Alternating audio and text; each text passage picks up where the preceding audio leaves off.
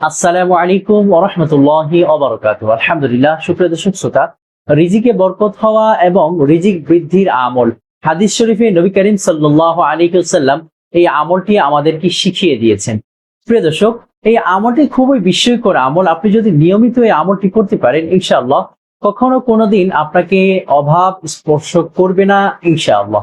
প্রিয় দর্শক, নবী করিম সাল্লাল্লাহু আলাইহি ওয়াসাল্লাম বলেন, যে ব্যক্তি দৈনিক নিয়মিত মাগরিবের নামাজের পর সূরাতুল ওয়াকিয়া, যে সূরাটি 27 নম্বর পারার মধ্যে সূরা ওয়াকিয়া, এই সূরা ওয়াকিয়া, ইদা ওয়াকাআতিল ওয়াকিয়া লাইসা লিওয়াকাতিহা কাযিবা খাফিদাতুর রাফিআ, পুরো সূরাটি যে ব্যক্তি প্রতিদিন একবার পাঠ করবে, অর্থাৎ মাগরিবের নামাজের পরে পাঠ করবে, তার কখনো অভাব দেখা দিবে না, ইনশাআল্লাহ। প্রিয় দর্শক, এই আমলটি স্বয়ং নবী করিম সাল্লাল্লাহু আলাইহি ওয়াসাল্লাম আমাদেরকে শিক্ষা দিয়েছেন।